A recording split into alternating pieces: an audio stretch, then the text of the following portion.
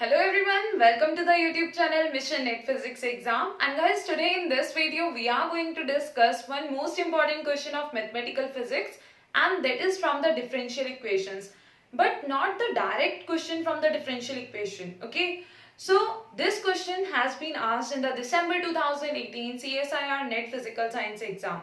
और guys I hope that after watching this video ये जो कॉन्सेप्ट हम यूज करेंगे या किस टाइप की डिफरेंशियल इक्वेशन दी गई है हमें क्वेश्चन में, उसको कैसे सॉल्व किया जा सकता है, ये सारे स्टेप्स आपको एकदम क्लियरली समझ में आ जाएंगे after watching this video. So keep on watching this video till the end, okay, so that you will not miss any of the important points. Along with this, I will also discuss the type of differential equation given here, the steps you have to take to solve that particular type of differential equation. Also, how can we solve this particular question? So all these things we are going to look at in this video. So let's have a look at the question first, then we will discuss the type of differential equation and everything. So guys, here this the question has been asked in the NET December 2018 exam. The question is, in terms of arbitrary constants a and b, the general solution of the differential equation x square d2y by dx square plus 5x dy by dx plus 3y is equal to 0 is. ठीक है, हमें क्या करना है? We need to find the general solution for this given differential equation. How can we find that? So सबसे पहला जो step होगा वो ये होगा that we should be able to identify that what kind of differential equation it is, because उसके corresponding ही हम steps लेंगे कि ये एक particular type की differential equation है. उसके लिए हमें क्या स्टेप्स लेने होते हैं, बिकॉज हर एक डिफरेंट टाइप की जो डिफरेंशियल इक्वेशंस होती हैं उनको सॉल्व करने के डिफरेंट स्टेप्स होते हैं. ठीक है, तो हम अगर ये आइडेंटिफाई कर लेंगे कौन सी टाइप की डिफरेंशियल इक्वेशन है, हम इजीली क्या कर पाएंगे, इसको सॉल्व कर पाएंगे. हम ये भी गेस कर पाएंगे that what are the steps we have to take. ठीक है, तो अब देखिए आपको क्या करना है, just look at the equation. Are you able to identify that what kind of differential equation it is? क्या आपने इसके बारे में डिटेल में स्टडी की है कि ऐसी डिफरेंशियल इक्वेशन को क्या कहा जाता है या इसको सॉल्व करने के लिए क्या स्टेप्स लिए जाते हैं? अगर आपने ऑलरेडी पढ़ा हुआ है दैट्स वेरी गुड, आपका रिवीजन हो जाएगा इस वीडियो के थ्रू. और अगर किसी ने नहीं पढ़ा है या कोई आइडिया नहीं लगा पा रहा है कि किस तरह की डिफरेंशियल इक्वेशन है, तो उनके लिए अभी हम डिस्कशन करेंगे in detail as well as we will also solve this question. देखिए एक जनरल पॉइंट जो है, ठीक है, वो ये है कि यहाँ पे जो आपका राइट हैंड साइड है वो इक्वल टू 0 है. Clear? Right hand side equal to 0 का मतलब है कि कैसी डिफरेंशियल इक्वेशन है, होमोजीनियस है. ये तो एक पॉइंट हुआ कि होमोजीनियस है, लेकिन क्या ये एक नॉर्मल इक्वेशन की जैसे है जो हम वैसे नॉर्मली पढ़ते हैं, second order homogeneous differential equation? Okay, तो उस तरह से नहीं है, क्योंकि उसमें यहाँ पे क्या होता है, द कोएफिशिएंट शुड बी 1. ठीक है, यहाँ पे भी एक्स प्रेजेंट नहीं होता है, कांस्टेंट टर्म हो सकता है. तो वो इक्वेशन का जो पैटर्न है, जो बेसिक चीजें जिसकी हम बात कर रहे हैं, वो यहाँ पे डिफरेंट है. यहाँ पे एक्स स्क्वायर मल्टीप्लाइड है, यहाँ पे एक्स मल्टीप्लाइड है, वो द कांस्टेंट. ठीक है, तो इस तरह से ये कुछ चेंजेस हैं. अब अगर बात की जाए इस इक्वेशन की, ठीक है, तो देखिए यहाँ पे क्या हो रहा है, जितनी x की पावर है, मान लीजिए n है, ठीक है, उतने ही ऑर्डर का डेरिवेटिव dny ओवर dxn. फिर यहाँ पे क्या होगा, प्लस यहाँ पे हम ना a1 भी लिख सकते हैं या a0 भी लिख सकते हैं, क्योंकि एक कांस्टेंट टर्म भी साथ में मल्टीप्लाइड हो सकता है. तो हम लिख के चलते हैं कि अगर कुछ और भी यहाँ पे 2x स्क्वायर हो जाता है, कुछ भी हो सकता है. ठीक है, तो ये जनरल फॉर्म है इस तरह की डिफरेंशियल इक्वेशन की. क्या होती है जनरल फॉर्म, उसके बाद में डिटेल स्टडी करते हैं. तो देखिए a0 x to the power n dny over dxn, फिर x to the power n minus 1, यहाँ पे लिख लेते हैं a1 which will be another constant term. ठीक है, जैसे यहाँ पे 5 प्रेजेंट है, x to the power n minus 1 dn minus 1 dxn minus 1. Okay, तो यहाँ पे आएगा y. फिर उसके बाद में क्या होगा, इसी तरह के से आपकी जो x की और y की पावर, मतलब डेरिवेटिव की जो पावर्स है, वो सेम ऑर्डर में सेम उनकी वैल्यू रहेंगी. ठीक है, और ऐसे ही आपका इक्वेशन आगे भी आती रहेगी. और यहाँ पे क्या हो जाता है आपका an, ठीक है, an(y) is equal to 0, an minus 1y या कुछ भी कांस्टेंट टर्म रहेगा, तो an से या a डैश से रिप्रेजेंट कर सकते हैं हम इसको. Let's say a dash. Okay, so same order में भी दिखा सकते हैं, नहीं तो a डैश y मान लेते हैं कि कोई कांस्टेंट टर्म है उसके साथ में y मल्टीप्लाइड है. So any time if you are going to find this kind of differential equation जिसमें कि x प्रेजेंट है, आपका जो डिफरेंशिएशन वाला पार्ट है y के कॉरेस्पॉन्डिंग, ठीक है, उसके साथ में dy by dx के साथ में x प्रेजेंट है ऑफ द सेम ऑर्डर, उसकी पावर भी सेम है जितने ऑर्डर का डिफरेंशिएशन है, और साथ में कोई कांस्टेंट टर्म भी हो सकता है। तो ये तो है मेथड इसको ध्यान में रखने का कि कैसे डिफरेंशियल इक्वेशन की हम बात कर रहे हैं, कैसे आइडेंटिफाई कर पाएंगे, ठीक है। So just focus on this thing here कि ये जो ऑर्डर है डेरिवेट जो आपका डिफरेंशिएशन का ऑर्डर है वो और x की पावर सेम है, ठीक है। ऐसी इक्वेशन को कहा जाता है आपका यूलर कोची, कॉची यूलर, ठीक है, डिफरेंशियल इक्वेशन। और कैसी है ये, होमोजीनियस है ना, तो Kochi Euler homogeneous linear differential equation हम इसे कह सकते हैं, ठीक है। तो इस तरह से Kochi Euler linear homogeneous differential equation. Okay, so guys ये आप जब भी आप ऐसी कोई इक्वेशन देखेंगे आप उसको इजीली आइडेंटिफाई कर पाएंगे कि किस तरह से इक्वेशन दी गई है और कैसी इक्वेशन है। Let's have a look at the options, then we will solve the question further, ठीक है। तो ऑप्शंस देखिए, ऑप्शंस कैसे दिए गए हैं। ए यहाँ पे है आपका y is equal to a upon x plus b x cube, okay, then है ax plus b upon x cube. So just terms को थोड़ा शफल किया है। अगर यहाँ पे हम पावर बाय मिस्टेक -3 रख दें और ये आंसर की जगह हमारा कौन सा आंसर बन जाएगा, ये हो जाएगा, है ना। तो थोड़ी सी मिस्टेक से क्या होगा, हमारा आंसर गलत हो सकता है, ओके। सो इस तरह के क्वेश्चंस में थोड़ा सा कंफ्यूजन होने का चांसेस रहता है when there are like options जो थोड़े से ही डिफरेंस है जिनमें, ठीक है, बहुत ज्यादा डिफरेंस नहीं है। तो आप अगर मिस्टेक करते हैं थोड़ी सी भी किसी भी पॉइंट पर, तो आपका आंसर गलत हो सकता है। दैट्स व्हाई जब भी आप ऐसा कोई क्वेश्चन सॉल्व कर रहे हैं उसके स्टेप बाय स्टेप बहुत फोकस्ड होकर उसको सॉल्व करें, ठीक है। कहीं पे भी कोई मिस्टेक ना हो, बेसिक से बेसिक मिस्टेक जैसे होती है हमारी, ठीक है, डिफरेंशिएट कर रहे हैं, फैक्टर्स फाइंड कर रहे हैं, तो उन चीजों पर ध्यान रखें। आप फैक्टर्स है, मान लीजिए आप फैक्टर्स ही फाइंड कर रहे हैं, आपने m की वैल्यू 1 और -1 आ रही है, लेकिन आपने -1 और -1 लिख दिया, ठीक है, ये -3 और 1 आ रही है, तो आपने -3 और -1 लिख दिया, तो क्या होगा, आपका आंसर एकदम गलत हो सकता है, ये वाला आंसर बन जाएगा। जबकि होगा क्या, हो अगर -3 और 1 है तो हो जाएगा ax plus b upon x cube, इस तरह से आएगा। और यहीं पे अगर हमने एक साइन भी थोड़ा सा भी गलत कर दिया तो ये गलती हो सकती है, ठीक है। तो अभी क्या है, ऑप्शंस पर भी इसलिए ध्यान देना जरूरी होता है क्योंकि एग्जाम में तो हमारे सामने ऑप्शंस और क्वेश्चन होगा, ठीक है। तो ताकि हम क्या करें, हम एक एक स्टेप पर बिल्कुल अच्छे से ध्यान देते हुए उस क्वेश्चन को सॉल्व करें and we will get the correct answer in that case. Now let's solve the question.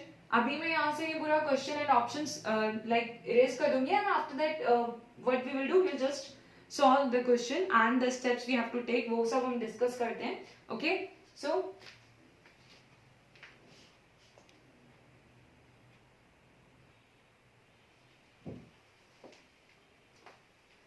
So guys यहाँ आप देख सकते हैं कि ये कोची यूलर जो हमारी होमोजेनियस लीनियर डिफरेंशियल इक्वेशन होती है उसके लिए जनरल फॉर्म क्या है, ठीक है, जनरल एक्सप्रेशन क्या है। तो देखिए an x to the power n dny over dxn, जैसा अभी हमने डिस्कस किया था कि यहाँ पे जो x की पावर है वही डेरिवेटिव का ऑर्डर है, ठीक है। Then an-1 these are the constants, यहाँ पे 2 3 4 5 कुछ भी कांस्टेंट टर्म प्रेजेंट हो सकता है an-1 की जगह, बाकी हमें इन चीजों पर फोकस करना है, ठीक है। और यहाँ लास्ट में a0 is another constant into y is equal to 0. Now what are the steps we have to take to solve this kind of equation or this kind of differential equation? तो steps जो हम लेते हैं to solve this kind of differential equation वो कुछ इस तरह से है, we will discuss this, लेकिन इसमें से कौन से ऐसे पॉइंट्स हैं जो आपको ध्यान रखने होंगे to solve the questions, I will let you know that as well, ठीक है।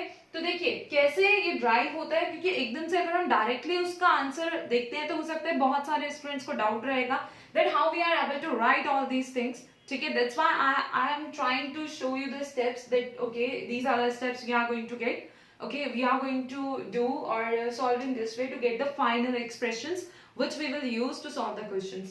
So सबसे पहले हम कंसीडर करते हैं that x is equal to e to the power z, okay, we will consider that x is equal to e to the power z.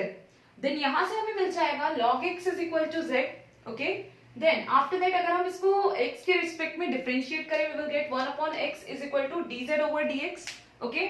Next thing is after this step we are going to consider d over dz as capital D, okay.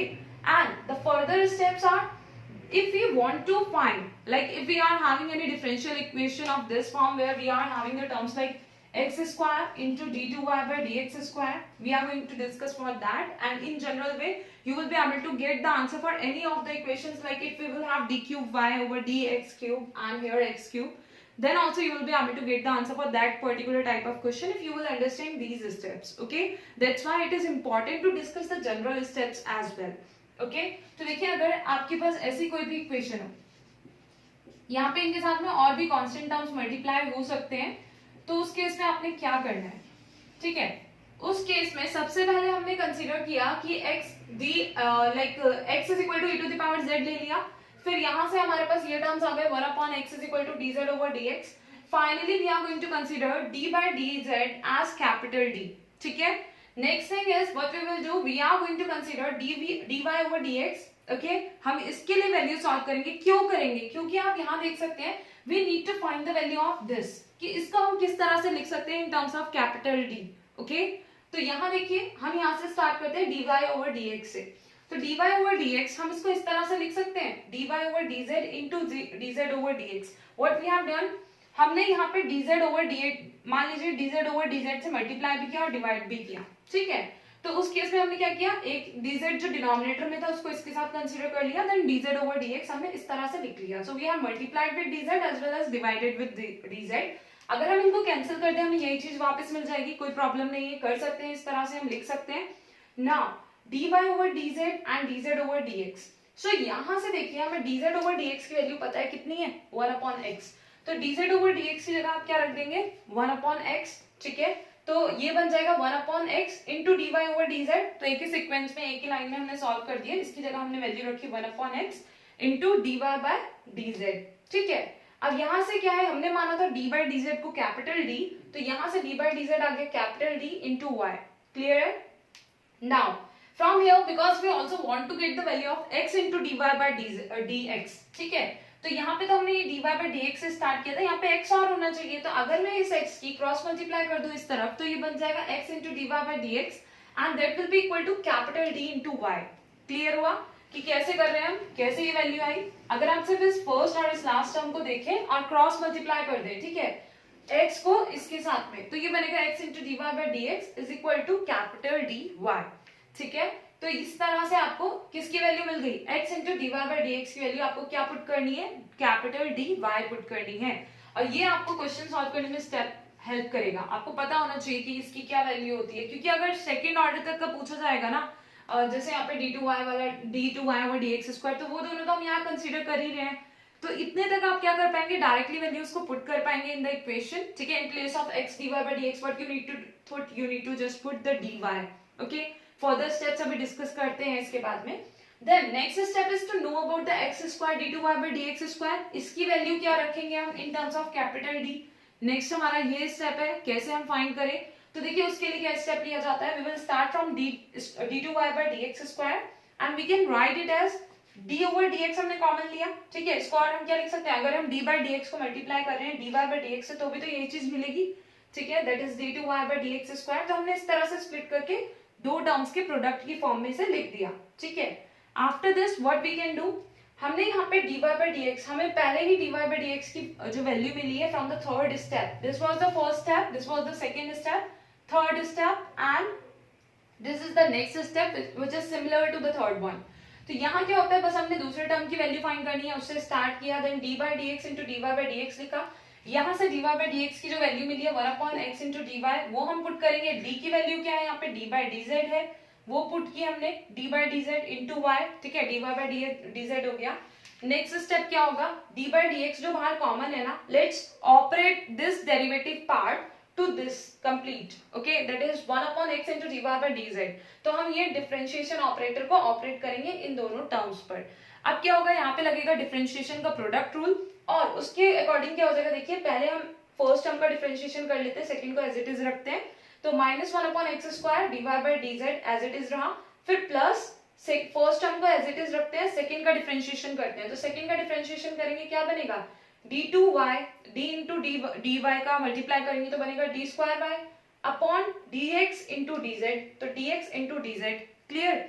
After this what we are going to do, because हमें यहाँ पे चाहिए d2y by dz square, ठीक है।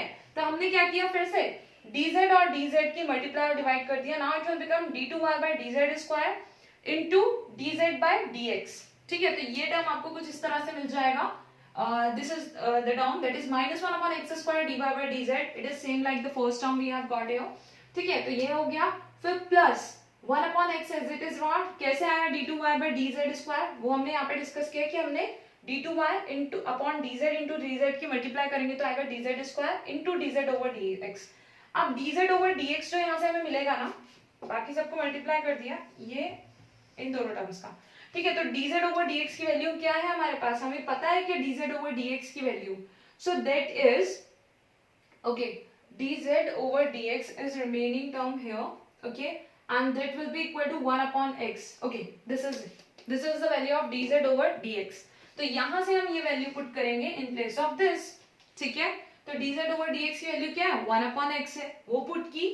After that what we are going to do, इन दोनों terms की multiply करेंगे and finally 1 upon x square यहाँ भी होगा, यहाँ भी है, इसको कॉमन ले लिया. उसके बाद क्या करेंगे, d2y by dz स्क्वायर, ये वाला टर्म पॉजिटिव वाला पहले लिख दिया, माइनस का साइन है यहाँ पे, माइनस dy by dz. ठीक है, तो इस तरह से हमें वैल्यूज मिल गई. अब हमने यहाँ पे माना हुआ है कि d by dz जो है हम कैपिटल D के इक्वल कंसीडर करेंगे.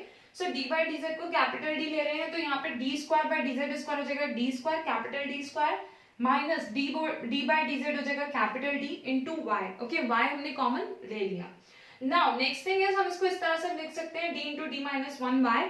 बट द थिंग इज कि हमें वैल्यू चाहिए थी x square into d two y by d x square की. तो यहाँ पे जो दूसरी साइड है हमारे पास है d two y by d x square. That is fine, that we are having this term, but we also want that x square इसके साथ में मल्टीप्लाइड हो. ठीक है, तो हम क्या करेंगे, ये जो एक्स स्क्वायर है इसको क्रॉस मल्टीप्लाई कर देंगे on the other side and we are going to get this. अब देखिए आपको इनमें से कौन कौन से जो फॉर्मूले हैं वो याद रखने हैं. थोड़ा स्टेप्स का आइडिया होगा तो क्यूब के लिए पूछा गया, ठीक है, या फिफ्थ पावर के लिए पूछा गया, आप इजीली फाइंड कर पाएंगे. वैसे उतना टिपिकल पूछा नहीं जाता है आजकल, नहीं मतलब अभी तक तो नहीं देखा है कि ऐसा क्वेश्चन आया हो, बट फिर भी जनरल आइडिया होना चाहिए हमें कि क्या स्टेप्स है. ठीक है, तो देखिए क्या क्या याद रखना है आपने. एक तो ये याद रखना है for if you are just going to prepare for this kind of question. ठीक है, तो आपको ये दोनों चीजें पता होंगी तो आप इजीली क्वेश्चन को सॉल्व कर पाएंगे कि x dy by dx की value capital D into y put करनी है और x square d two y by d x square की value d into D minus one y put करनी है. ठीक है, इतना क्लियर हो गया, सारे स्टेप्स क्लियर है. अगर कहीं डाउट हो तो कमेंट करके आप पूछ सकते हैं. अभी हम जो क्वेश्चन था उसको एक बार सॉल्व कर लेते हैं ताकि सारे स्टेप्स आपको एकदम अच्छे से समझ में आ जाए कि कैसे इस तरह के क्वेश्चंस को सॉल्व किया जाता है. What are the other steps we have to take to find the final answer for this kind of question. So let's have a look at the proper answer of the question which we were discussing.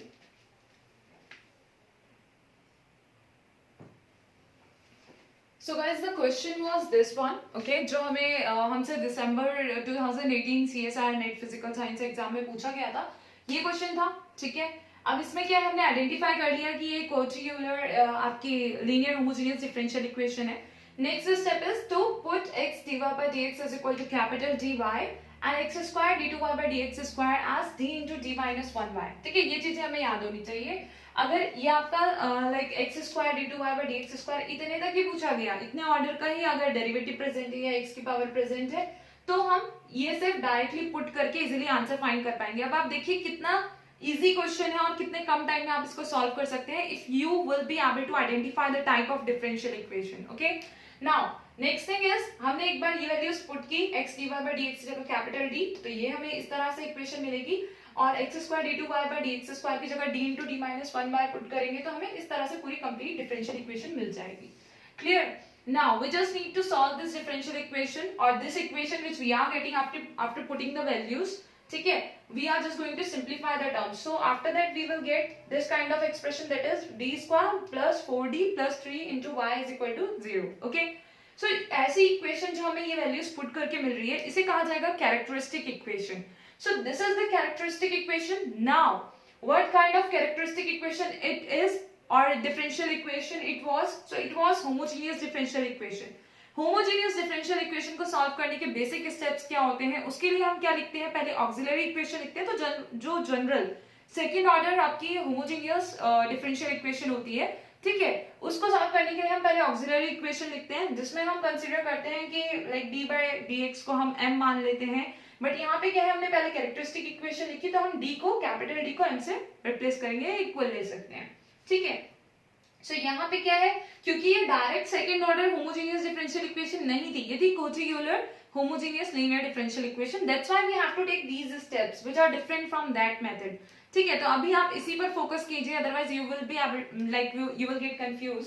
ठीक है, तो यहाँ पे क्या हो गया, auxiliary equation लिखी, that is m square plus 4m plus 3 is equal to 0.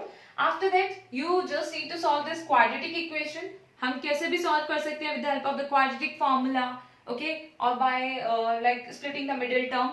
Okay, so here I have used the method with like by splitting the middle term I have found out the values of m, that the like those are the roots for this quadratic equation. Okay, so finally हमें यहाँ से m की values milli -1 and -3. I hope that ये steps आप easily कर पाएंगे, और I have also mentioned these steps here, तो किसी को अगर डाउट भी हो तो वो देख के समझ सकते हैं एकदम. नाउ नेक्स्ट थिंग इज, हमें m की वैल्यूज तो मिल गई, फाइनल आंसर कैसे लिखेंगे अब. तो फाइनल आंसर जो आपका बेसिक मेथड होता है ना to write the solution for the second order homogeneous differential equation, बाकी सारे वही स्टेप्स हैं इसके बाद में. बस मेन स्टेप ये था कि ये वैल्यूज क्या पुट करनी है हमें.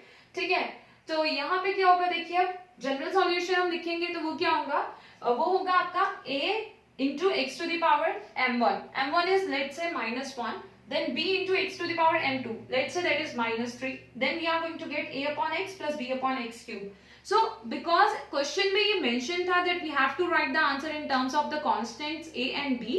ठीक है, तो that's why we have taken the a and b constants, और आपका ये वाला आंसर present है options में, and this will be the correct answer.